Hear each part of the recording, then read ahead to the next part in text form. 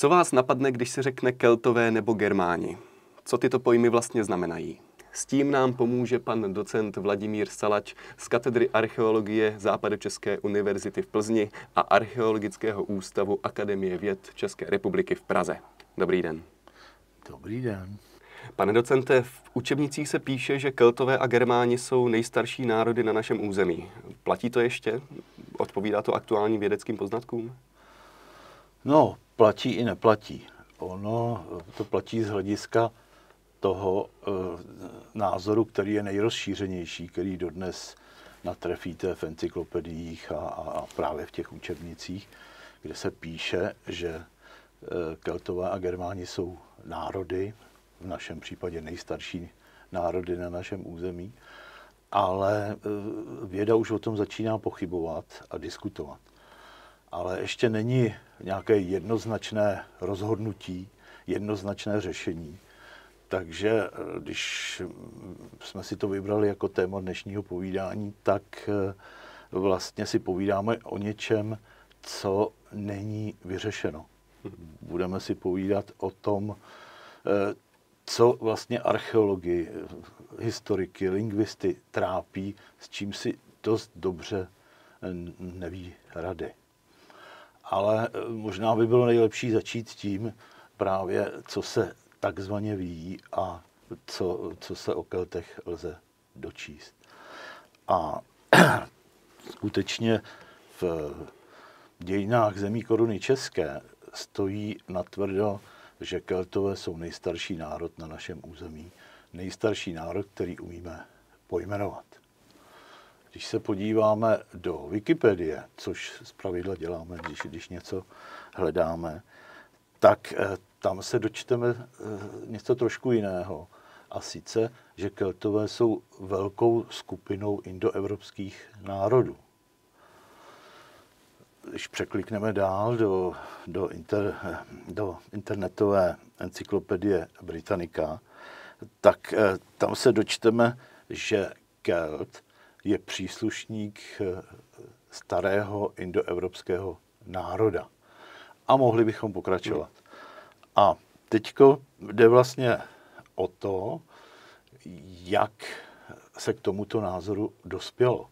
Jak vlastně lidé přišli na to, že Keltové a Germáni, kteří před 2 a více tisíci lety žili na našem území, by měli být národy. Potom, když čteme dál v těch encyklopediích, ať už na internetu nebo tištěných a v učebnicích, tak se dočteme, a tady už začíná první takové podezření, když pátráme po počátcích Keltů, tak v některé učebnici stojí, že dokonce i v té internetové Britannice stojí, že počátky Keltů jsou ve 2. tisíciletí před naším letopočtem. Na druhou stranu před několika lety uspořádalo Národní muzeum velkou výstavu s názvem Keltové a s podtitulem Čechy v 8. až 1. století před naším letopočtem. A zase v jiných, a podotýkám odborných knihách, se píše, že Keltové se vytvořili ve střední Evropě někdy v 6. v 5. století před naším letopočtem. A teď se intenzivně diskutuje, který z těch názorů je správnější, lepší a tak dále. V každém případě někde mezi východní Francií a Čechami se měli utvořit Keltové jako etnikum, jako národ a odtud se měli šířit prakticky všemi směry po Evropě. Především na jih, který je lákal svou bohatostí. To znamená, třeba v roce 389 před Kristem dobyli dokonce Řím. O 100 let později vyplenili v Řecku, Běštírnu v Delfách a tak dále. A tím, jak překročili Alpy, tak vstoupili do světla písemných pramenů. Začali o nich Řekové a Římané psát a to vlastně nám přináší první informace o Keltech. A kam se tedy Keltové poděli? Zmizeli úplně beze stopy, nebo o nich něco víme? No, beze stopy nezmizeli. Ono zase, jak na kterém území. Třeba v našem prostředí, v Čechách a na Moravě, po nich prakticky nic nezůstalo, kromě archeologických památek. Kdežto na územích, která dobyl Řím, to znamená západně od Rýna a jižně od Dunaje, především Francii, Galii někdejší, tak tam vlastně ku podivu, ač Řím tato území dobyl, tak umožnil Keltům, Galům dál přežívat. Dokonce se mluví o galořímské kultuře. A tam tedy Keltové žijí dál a postupně přebírají římskou kulturu, až se v ní rozpouští, mizí. Přesto se Francouzi dodnes ke Galům hlásí a jako symbol mají takzvaného galského kohouta, jako památku na ty někdejší časy. Ale už se sami neoznačují, že by oni byli Galové, Keltové. Spíš jako naši prapředci bývali Galové. Kdežto na britských ostrovech a vlastně v Bretani, v té nejzápadnější části Francie, se část obyvatel hlásí ke keltství, prohlašují se za Kelty a zvlášť v Irsku, ve Walesu, v náhorních oblastech Skotska se lidé nejen hlásí ke své keltské minulosti, ale prohlašují se za Kelty přímo. A někdy se mluví o keltském dědictví. Jak to s ním je? No, to je pravda. Keltské dědictví můžeme vnímat různě. Jako takové to největší keltské dědictví je to, co jsem právě řekl, že část obyvatel Evropy se dodnes k té keltské minulosti buď to přímo hlásí, anebo přímo říká, to jsme my jsme vlastně ti Keltové.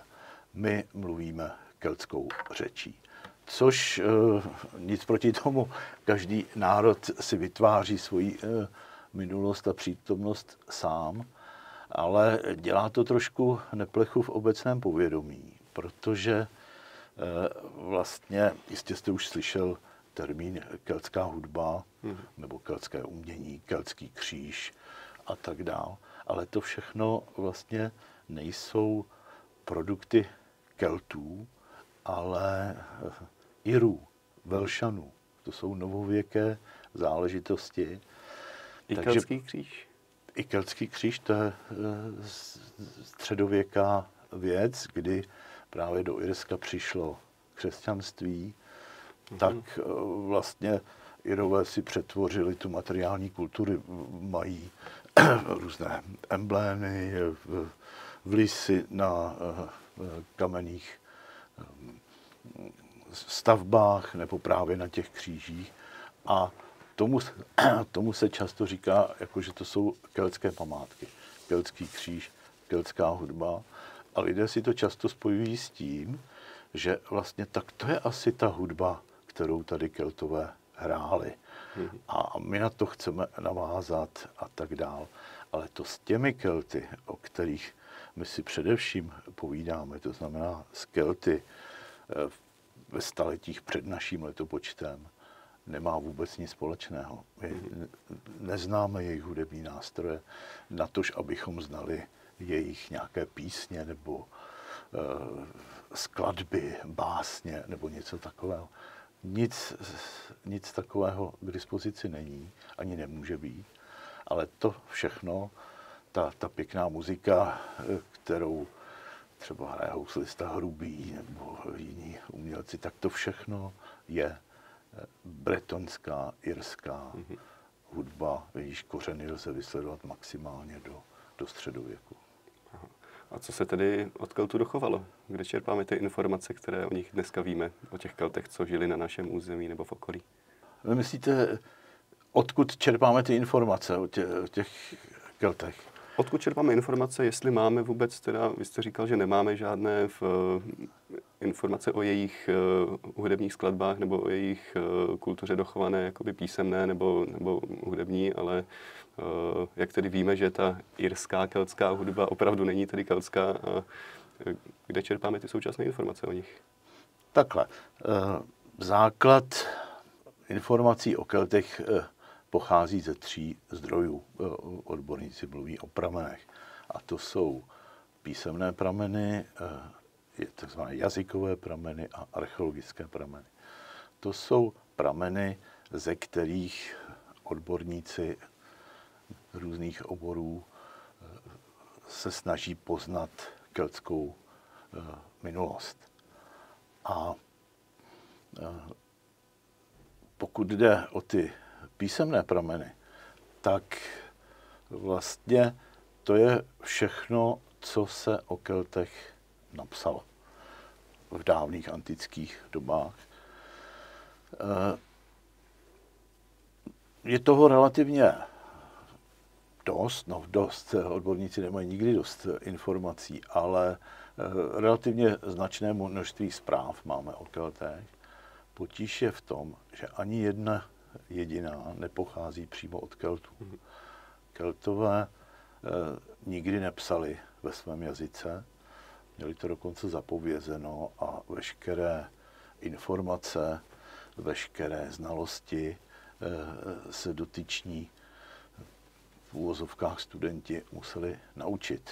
Když někdo absolvoval školení na keltského kněze, lékaře a dejme tomu šamana zároveň na druida, tak aby dosáhl toho stupně druidství, tak musel se všechno naučit a uložit si to v hlavě. A to školení trvalo někdy až desítky let, než prostě byl uznávaným druidem. Zkrátka dobře Keltové nepsali, ale psali o nich Řekové a Římani. To má tu nevýhodu, že vlastně my máme všechny informace o nich z druhé ruky. My nevíme, co oni sami, jak oni sami rozuměli své společnosti, jak oni sami sebe chápali, nazývali. Nevíme, jak oni viděli Římany a Řeky. Ale máme pouze ten pohled zvnějšku. Takže je to možná něco podobného jako s Vikingy, kteří taky nemají vlastně dochovanou písemnou kulturu, jestli se nepletu. No a nejen s Vikingy, ale vůbec s národy, nebo populacemi, lépe řečeno, které nepsali sami. Jo? Jeden španělský historik, který se zabýval vztahy mezi konkistou, jak prostě Španělé dobývali Ameriku, tak napsal, že vlastně neexistují dějiny Indiánů. Existují pouze dějiny Španělů a jejich zájmu. A tam, když vyměníme Španěly za Řeky a Římany a Indiány za Kelty, tak je to přesně ta situace. My se dovídáme jenom to, co Řeky a Římany zajímalo. A zajímalo je zpravidla, jak bojují, jakou mají strategii, jaké mají zbraně. A ostatní věci buď to dodávali jako kuriozity, to byly takové všeobecné pravdy o barbarech, že příliš pijí, že pijí neředěné víno, to byla vůbec největší nadávka prostě těch antických lidí. Že jsou divocí, že se nedokážou ovládat, nedokážou zorganizovat. A například Aristoteles natvrdo napsal, že Keltové nejsou příliš inteligentní, nevím teda, jak to je v řečtině. Představte si, oni s taseným mečem chtějí zabránit mořskému příboji. A zřejmě to je daný tím, že pochází z těch studených krajin. Jo, tak oni si mysleli, že prostě ti lidé na severu díky tomu klimatu prostě jsou hloupí, nezvladatelní, zkrátka barbaři. Takže války, vojenské střety a v uvozovkách pomluvy o Keltech, to je to, s čím se nejčastěji setkáváme. Ale samozřejmě existují výjimky, kdy autor skutečně měl zájem a chtěl popsat Kelty. A k těm výjimkám patří Cezar a jeho zápisky o válce galské.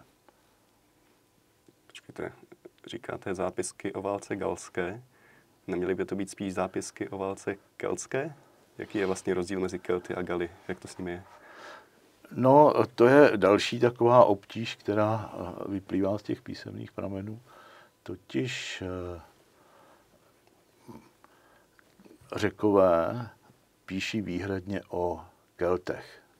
Nazývají je Keltoi. A to bylo pro Řeky, to byli všichni lidé za Alpami. Tak to bylo víceméně synonymum pro evropské barbary, Keltoi. Kdežto Římané psali o Galech. Takže v textech latinských se píše o Galech, kdežto v řeckých o Keltech. Ale zřejmě to není úplně jedno a totéž. A to je zase jedno z velkých témat současného bádání, jestli se skutečně dá říct 100%, že Keltové rovná se Galové.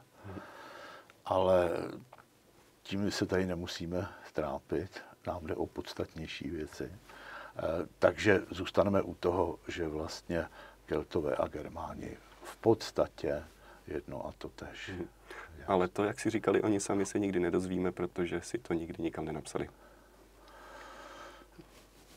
Tak to je. Pouze právě ten Cezar, který na začátku těch svých zápisků píše, jednou jedinkrát používá slovo Keltové, když říká, že Galie se dělí na 3 části. V jedné žijí Akvitánci, potom uprostřed žijí Keltové, kteří se od ostatních odlišují jazykem, a dál na severu sídlí Belgové. Takže on jako ty Kelty vyčleňuje z Galů.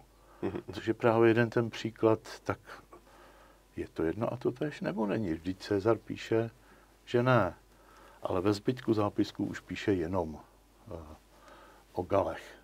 Takže vlastně máte pravdu, jak oni sami si říkali a jak sami sebe vnímali, to nevíme. A už vůbec to nevíme v prostředích, o kterých se v těch písemných pramenech nic nedočteme. A bohužel k těmto územím patří i Čechy, Morava, Slezsko a okolní země. Přímo pro toto území o Keltech nemáme žádné písemné prameny. Vy jste hovořil o písemných pramenech. Jak jsou staré ty písemné prameny? Jaký je vlastně nejstarší? No, nejstarší pramen, respektive nejstarší písemný pramen o Keltech, který se nám dochoval, pochází zhruba okolo roku, z období okolo roku 500 před Kristem, pochází od Hekataja Miléckého, to znamená tehdejšího učence, který sídlil v Malé Asii. A samozřejmě on nikdy území Keltů neviděl, natož nějakého živého Kelta, tak zase jenom, abychom si ozřejmili, z jakých zdrojů ty písemné prameny pocházejí. Často od lidí, kteří vůbec Kelty neviděli, jenom sbírali informace od obchodníků, vojáků a tak dále. Zřejmě z těchto zdrojů čerpal i Hekatajos a to jsou zlomky 3 vět, necelé 3 věty, které se dochovaly z jeho spisu. A on píše o Keltech v jižní Francii. A automaticky a ne zcela správně se to vztahuje vlastně na celé území, které se později připisuje Keltům. Takže to, že Hekatajos napsal, že u města Naxos žijí Keltové, vůbec neznamená, že Keltové byli ve střední Evropě v tomto období. A když už jsme u toho, protože se nám starší písemné prameny o Keltech nedochovaly, tak vlastně my ani nevíme, kdy to slovo vzniklo. Vzpomeňme jen, že jsme zmiňovali, že část badatelů hledá Kelty ve 2. tisíciletí před Kristem. Jak je tam hledají, s pomocí jakých metod, mi není jasné. Ale ještě jenom na dokreslení toho, jaké jsou potíže s písemnými prameny, si uveďme otce dějepisu Herodota, který v druhé půlce 5. století před Kristem píše, že Dunaj pramení v zemi Keltů. To se často cituje, uvádí. A víceméně na této informaci stojí ta představa, o které jsme si povídali, že se Keltové utvořili ve střední Evropě. Potíž je v tom, že ta zpráva Herodota je v rámci jeho historií, kde on popisuje Egypt. A píše, že v Egyptě teče významná řeka Nil a něco v tom smyslu. A teď si vzpomínám, v Evropě teče řeka Istros, Dunaj, která pramení v zemi Keltů. Tohle to se cituje, ale on píše dál a říká, pramení v zemi Keltů u města Pyréné. A Keltové jsou sousedé nejzápadnějšího evropského lidu Kinéziů. Proto si značná část badatelů se domnívá, že Herodotos si myslel, že Dunaj pramení v Pyrenejích a teče přes celou Evropu až do Černého moře. To znamená, vlastně ta informace není žádnou pevnou oporou pro to, abychom tvrdili, že Keltové někde okolo pramenů Dunaje vznikli, utvořili se jako etnikum. A tak je to se všemi, s většinou písemných pramenů, že se dají číst různým způsobem. Ale faktem je ještě jedno, já jsem tady zmiňoval Aristotela, tak ten, jak vyplývá z jeho spisu, byl přesvědčen o tom skutečně a staří Řekové tehdy v 5., 4., 3. století byli přesvědčeni, že Dunaj pramení v Pyrenejích. Takže ty písemné prameny musíme brát trošku s rezervou, protože lidé často psali o místech, kde nikdy nebyli, o kterých jenom slyšeli. Takže vlastně 100% přesnost tam nikdy není zaručena. Není zaručena jedině pak, ale to až v pozdějších období, kdy se dá prokázat, že o nějaké události nebo o nějakém jevu psali 2, nejlépe 3 autoři nezávisle na sobě a popsali ho přibližně stejně. Něco jako mají dneska žurnalisté, že si všechno ověřují ze 2, 3 nezávislých zdrojů. Ale to je k dispozici jen zřídka pro ta stará období. Dobrá, to jsou písemné prameny. Když jsme se bavili o tom, odkud čerpáme informace o Keltech, tak jste zmiňoval i jazykové prameny. Co jsou to ty jazykové prameny? Jak se liší vlastně od těch písemných? Popravdě řečeno, jazykové prameny to ani není terminus technicus na rozdíl od písemných nebo archeologických pramenů, ale zkrátka my jsme si tak provizorně označili všechno, co svědčí pro existenci určitého jazyka, protože jazyk je jedním z hlavních atributů národa, etnika, tak je dobré ho znát jeho minulost, znát jeho vývoj a tak dál. A k tomu potřebujeme právě buď to texty zapsané v tom daném jazyce, anebo alespoň jestli nějací potomci těch někdejších lidí ještě tím jazykem mluví. A všechno, co se tedy v tom, co je zapsáno nebo dochováno v keltském jazyce, je takzvaný jazykový pramen, ze kterého čerpají především lingvisti. Potíž je v tom, že, jak už víme, Keltové ve svém jazyce nepsali. Právě. A takže z těch starých dob, úplně před naším letopočtem nebo na přelomu letopočtu, z tohoto období máme k dispozici pouze takzvané jazykové výpůjčky, když třeba nějaký antický autor ve svém textu použil nějaké nelatinské slovo a lingvisté se domnívají, že to je keltské slovo. Takže jakoby máme takovéto vpisky, glosy, o kterých si lingvisté myslí, že jsou keltské. Tak to je jeden zdroj, jak se nám alespoň něco z někdejšího keltského jazyka dochovalo. A druhým zdrojem jsou potom stará zeměpisná pojmenování. Takže o kterých zase lingvisté předpokládají, že vlastně tu řeku, horu nebo moře pojmenovali Keltové. Na našem území se často uvádí Jizera, jako Izar, údajně keltsky dravá řeka, nebo Ohře, ku podivu, která ale zněla nějak jako Agara a znamená to zase rychlou řeku. No ale to je obtížné prokázat.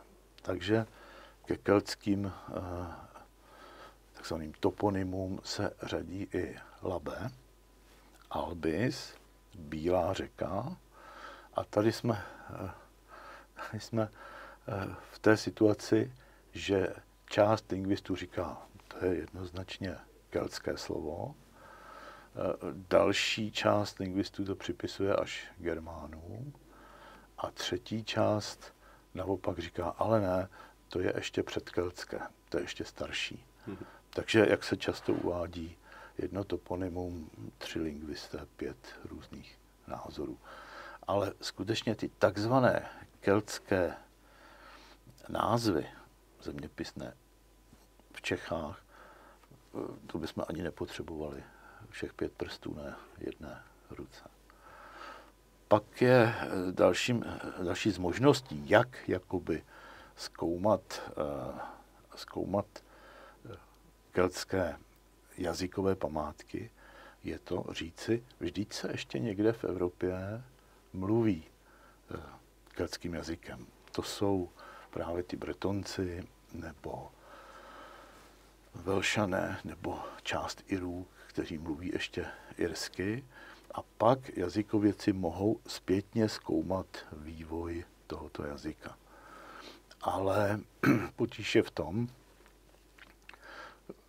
že tyto jazyky lze zkoumat maximálně tak do 6. století našeho letopočtu.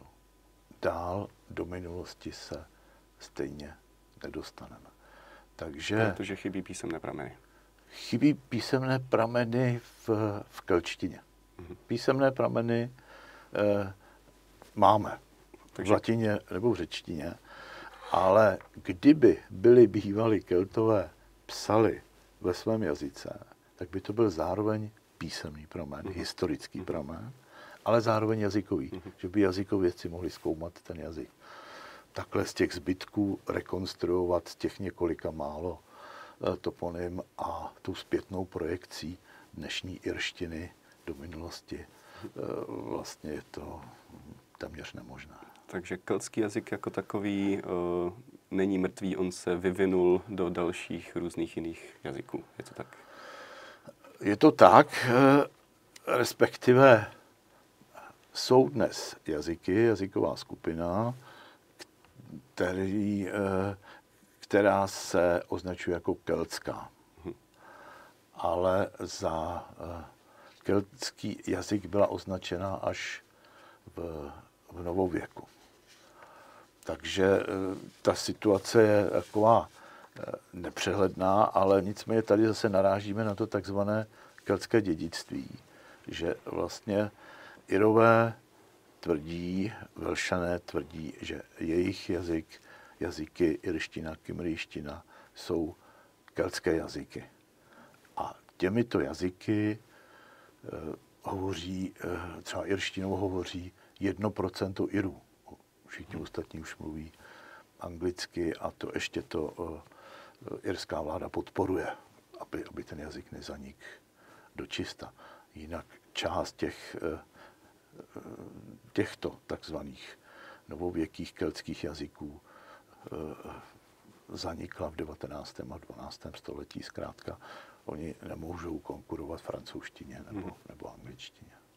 Vy jste říkal, že se říká, že Keltové dali název některým našim místním názvům nebo řekám, třeba Ohři nebo Jizerce. Říká se, že dali název i naší zemi, Bohemia. Je to pravda? Není to pravda. To je jev, tvrzení, které zase obíhá, internet obíhá učebnice, encyklopedie. Tady jsou dva velké problémy. Jeden je, jestli to slovo je tedy keltské, a druhý problém, jestli nutně označuje Čechy. A dneska jsou lingvisté zajedno, že to slovo zaznamenali Římané jako Boiohémum. To je polatinštěný název a dneska lingvisté tvrdí původně germánského označení, germánského názvu. A sice v té germánštině to se skládalo ze dvou slov. Baja, což jsou bojové, jeden z keltských kmenů, a Haima, to je označení statku, země, území a tak dále. Země bojů. Takže to by byl daleko správnější překlad, než se často užívá vlast bojů nebo pravlast bojů. A z toho se vytváří takový začarovaný kruh. No, když v Čechách je pravlast bojů, tak bojové se utvořili v Čechách a bojové žili v Čechách, ale nic takového to slovo vlastně neobsahuje. Slovo vlast a pravlast ten význam dostalo až ve středověku. V této době vůbec ne. A to znamená, že vlastně to slovo vytvořili jacísi Germáni, kteří tak označili nějaké území, něco v tom smyslu tam, kde žijí bojové. A teď jde o to, kde je toto tam a kteří Germáni to slovo vytvořili. Protože my automaticky žijeme v tom, že vlastně to označuje Čechy. Ale to slovo Boiohémum označuje Čechy, to máme doloženo až v 1. století našeho letopočtu. V době, kdy už tady Keltové několik generací nebyly. A jak máme spousty příkladů z historie, tak ty zeměpisné názvy často putovaly s tím etnikem, které označovali. Když si vezmete Prusko, tak za svatého Vojtěcha to bylo území, kde je dneska východní Polsko nebo Lotyšsko nebo tyhle ty oblasti. No a za pár let bylo Prusko čím dál tím víc na západě, no a z 19. století máme prusko-francouzskou válku a Prusko je prostředek Německa a tak dál. A my nemáme nikde zaručeno, za prvé, kde Germáni použili ten název, vymysleli ten název. Zřejmě to muselo být někde v sousedství těch bojů. A jestli to označovalo ale Čechy celé, nebo jenom kousek severozápadních Čech, a nebo také původně nějaké oblasti v Durinsku, nebo naopak ve Slezsku. A jak se potom ten kmen stěhoval, no tak s ním se stěhovalo jeho území, s tím se mohla stěhovat ta Bajahajma a vlastně Bohemii jako označení Čech, to vzniklo jako zeměpisný název až v době, kdy už tady ty Keltové nebyly. Takže to jméno vytvořili Germáni, nevíme kdy, nevíme jací Germáni a nevíme kde. To znamená, nevíme, které území to označovalo původně. A až v pozdějších dobách za zcela jiných politických a mocenských podmínek se soustředilo na Českou kotlinu. A proto dodnes skutečně z té Bajahajmy vzniklo Bojohémum, latinsky Bohemia, a to dodnes je v angličtině, v němčině Böhmen, ve Francii Bohem a tak dál. Dokonce i v turečtině, v finštině zní název naší země podobně. Jenom Slované, když přišli, tak tohle to nevěděli, byli nedotčení a začali mu říkat Čechy a ve slovanských jazycích je to Čechy a Čeky a tak dále. Zajímavé. Tak jsme tedy probrali jazykové prameny, probrali jsme písemné prameny a vy jste zmiňoval ještě třetí skupina, a to jsou archeologické prameny. Co jsou to tedy ty archeologické prameny? No, stručně řečeno, je to všechno, co archeologové vykopou, co získají. Ale zase tradičně se setkávám s tím, že když se s někým bavím, vy jste archeolog, tak to štěteček a oprašujete zlaté nálezy a tak dále. Ono spíš knihovna. No jednak, ale hlavně i v tom terénu vlastně nejde o ty vzácné kovy nebo prestižní nálezy. Samozřejmě je to taková třešnička na dortu, když se něco takového najde.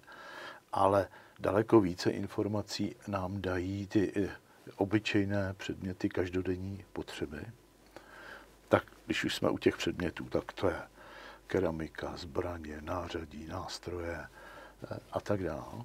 Ale pro rekonstrukci tehdejšího života je stejně důležité to, co člověk nevytvořil a to, co my najdeme při těch vykopávkách. To jsou třeba lidské kosti, ze kterých se dá usoudit, jak ti lidé vypadali, jak byli velcí, jakými trpěli chorobami, zda byli skutečně válečníci, jak se o Keltech píše, jestli mají nějaká četná zranění z bojů a tak dále. Kosti zvířat jsou neméně cenné, pač nám řeknou, jaká zvířata chovali, dokonce odborníci mohou rekonstruovat, v jakém věku se zpravidla poráželo prase. To znamená, oni z toho dokážou odvodit, jestli častěji na podzim, nebo spíš v zimě a tak dále. Dá se rekonstruovat prostě hospodářský systém z hlediska chovu dobytka, obilky nám zase řeknou o tom, jaké obilí se pěstovalo na polích, ale zároveň z makrozbytků rostlin se dá usoudit, jaké plevely škodily tomu obilí. Z uhlíků se dá poznat, čím topili, jaké dřevo bylo k dispozici, z toho se dá zase dají rekonstruovat klimatické podmínky. K archeologickým nálezům patří pylová zrna, zase velmi významná pro rekonstrukci krajiny, rekonstrukci klimatu.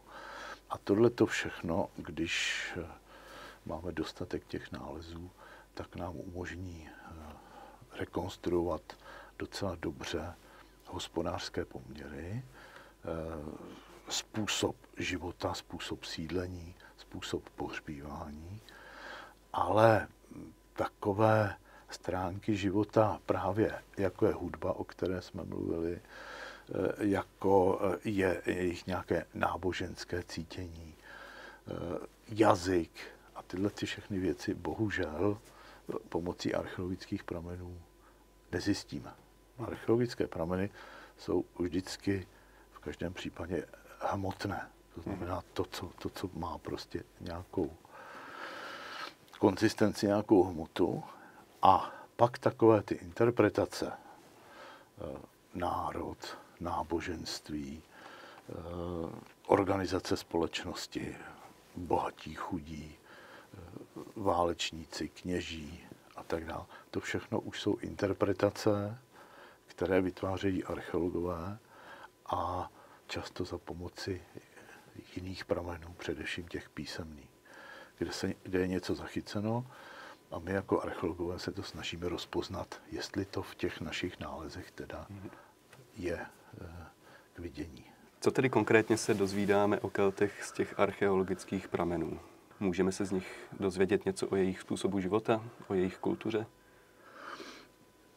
Tak my se o těch Keltech dovídáme všechno, co nám ty prameny jako takové, to znamená ty hmotné prameny, umožňují. A oni nám umožňují studovat jejich hospodářskou situaci, hospodářskou organizaci, jejich schopnosti z hlediska výroby, z hlediska spotřeby, ale ku podivu i z hlediska obchodu, že víme, jaké výrobky se vyráběly v Čechách a když takový výrobek najdeme někde v Galii, v dnešní Francii, dá se poznat, že tam doputoval z Čech a naopak. Takže po téhleté stránce můžeme poznat spousty věcí a zároveň věcí, které právě ty antické autory nezajímaly, když psali o Keltech. Je nezajímalo, jak vypadá keltská vesnice. Zajímalo je, jaké mají pevnosti, aby je mohli dobývat.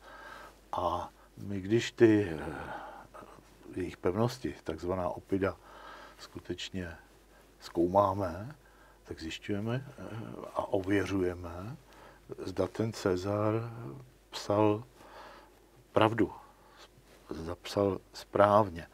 A to v případě těch pevností, protože to ty Římany, především Římany, zajímalo, tak to skutečně odpovídá té archeologické situaci. Ale ostatní věci, o kterých ty písemné prameny píší, jakože jsou to opilci, že se neumí ovládat, neumí organizovat a tak dál, to se dá v těch archeologických pramenech ověřit buď vůbec ne, anebo nepřímo. No tak buď to se nedokázali ovládat a nedokázali se zorganizovat, pak by ale nemohli stavět tak obrovské pevnosti. Jako největší opidum, keltské opidum v Čechách má 158 hektarů a je obehnáno hradbami o, já nevím, 7-8 kilometrech a to všechno vybudovat, zorganizovat, udržovat v chodu, jistě byl problém, který se nedal snadno zvládnout. Ale to už jsou potom všechno jenom nepřímé informace. Ale interpretace archeologů. Ale aby archeologové vlastně byli schopni nějak to množství nejrůznějších informací uchopit, tak si vytvářejí svoje škatulky. A jednou z těch škatulek, z druhů škatulek jsou archeologické kultury a Keltům se připisuje kultura halštatská a kultura laténská tradičně. To znamená období zhruba 800 před Kristem až 50 před Kristem. Kdybyste se mě zeptal, jak to jde dohromady s tím, že první zmínka o Keltech je až z roku 500 před Kristem, jak můžeme připisovat něco Keltům v roce 800 před Kristem, tak vám poctivě odpovím, že nevím. Tak když to tedy shrneme, co o Keltech víme?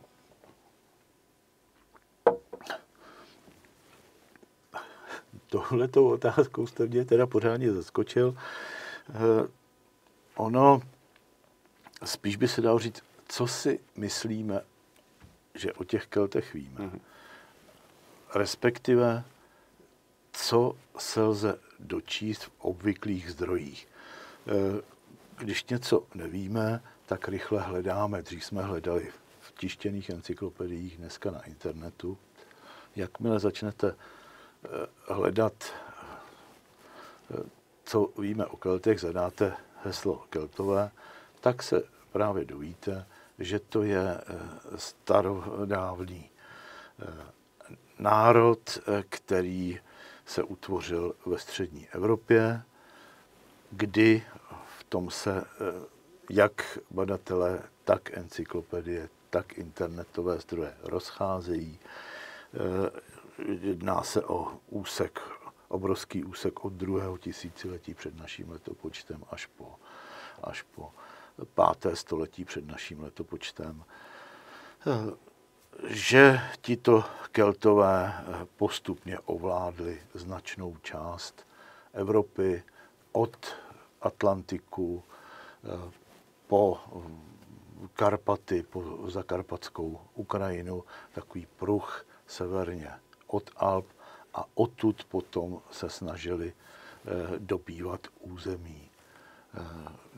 Na jihu Itálii, Řecko pronikli až do Malé Asie, ale samozřejmě tam na jihu narazili na tvrdé soupeře a postupně byli zpětně vytlačováni zase do Předalpí a dokonce za Alpy.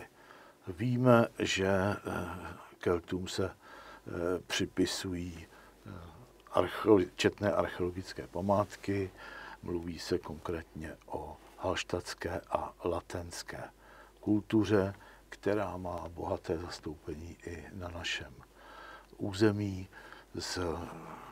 Z Čech, Moravy a Slezska máme stovky nalezišť latenské kultury, samozřejmě i halštatské, a k tomu se řadí skutečně lokality evropského významu, například Duchcovský poklad s šperkem na spínání oděvu, takzvanými sponami, a v podstatě každý student archeologie v Evropě ví, jak vypadá Duchcovská spona, pojmenovaná podle Duchcova. Máme tady jedno z nejbohatších keltských opyt ve Stradonicích, zase jedna z nejznámějších archeologických lokalit v Evropě vůbec a tak dále. Jak to potom dál s Kelty vypadalo a jak to s nimi dopadlo, nebo jak to s nimi vypadá dnes, tady už se ten kaleidoskop tříští.